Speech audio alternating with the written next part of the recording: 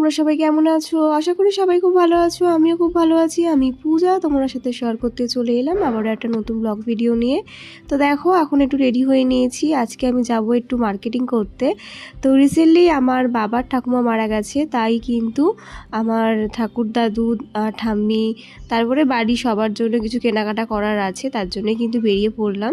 তো আজকে যেহেতু তোমার দাদাভাই ডিউটিতে আছে, তাই আমার সাথে যাওয়ার মতো কেউ ছিল না, তাই কিন্তু আমি একা একা বেরিয়ে পড়েছি।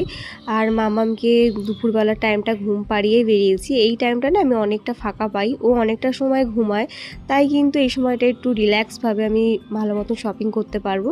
আর যেহেতু মা আছে, আর ওর খাওয়ানোর আগে আমি আবার শপিং করে বাড়ি চলে আসবো, কারণ সারাদিন ওর খাওয়ার কাছে থেকে যাবে, কিন্তু খাওয়ানোর সময় কিন্তু আমাকে ছাড়া কারোর কাছে খাবে না। যাই হোক, দেখো গল্প করতে করতে চলে আসলাম অরবিন্দ রোডে। তো এখানে এসে দেখি যে আজকে মোটামুটি ফাঁকাই ছিল, যেহেতু সবেমাত্র চৈত্র সেল গেল, তাই কিন্তু অতটাও ভিড় ছিল না, একেবারে ফাঁকাও ছিল না। প্রথমে চলে আসলাম হচ্ছে ঠাম্মির জন্য শাড়ি কিনতে। আর আমি কিন্তু নৈহাটি আসলে এই দোকানটা থেকে শাড়ি কিনে থাকি। এই দাদার কাছে কিন্তু হ্যান্ডলুমের কালেকশন বেশ দারুণ থাকে। যেহেতু ঠাম্মির একটু বয়স হয়েছে, আবার আমার ঠাম্মি খুব একটা বয়স্কও নয়, আমার ঠাম্মি কিন্তু একদম ইয়াং। তোমাদের সাথে পরে ব্লগগুলো দেখলেই জানতে পারবে, তোমাদের সাথে অবশ্যই শেয়ার করব। তো আমার পছন্দ মতো শাড়ি কিন্তু এখানে নেওয়া হয়ে গেছে। কি শাড়ি নিলাম সেটা তোমাদের সাথে বাড়ি গিয়ে শেয়ার করব। তো শাড়ি নিয়ে কিন্তু এখানে পেমেন্ট করে দিলাম, তারপর চলে গেলাম হচ্ছে এম বাজারে। এম বাজার থেকে কিনলাম হচ্ছে আমার দিদির ছেলের জন্য একটা জামা। তো অনেক দিন পরে যাচ্ছি বাড়ি, সবার জন্য একটু কেনাকাটা না করলেই নয়। আর তারপরে কিন্তু বাবাদের জন্য খুঁটিনাটির জিনিস কিনেছিলাম, সেইগুলো আর শেয়ার করা হলো না। তো দেখো, এম বাজার থেকে বেরিয়ে এবার কিন্তু আমি বাড়ির দিকে রওনা দেবো, কারণ মামামকে রেখে এসেছি অনেকক্ষণ, মনটাও টানছে যে কখন বাড়ি যাব, কি করছে না করছে। তবে মা আছে বলে অতটা টেনশন নেই। তো দেখো, এবারে কিন্তু আমি বাড়ির দিকে রওনা দিচ্ছি। তার আগে মামামের জন্য একটু পেস্ট্রি নিয়ে নিলাম, ও পেস্ট্রি খেতে খুব পছন্দ করে। সেটা নেওয়ার পরে কিন্তু এখন বাড়ির দিকে যাচ্ছি। আর কী কী কেনাকাটা করলাম সেগুলো তোমাদের সাথে অবশ্যই শেয়ার করব।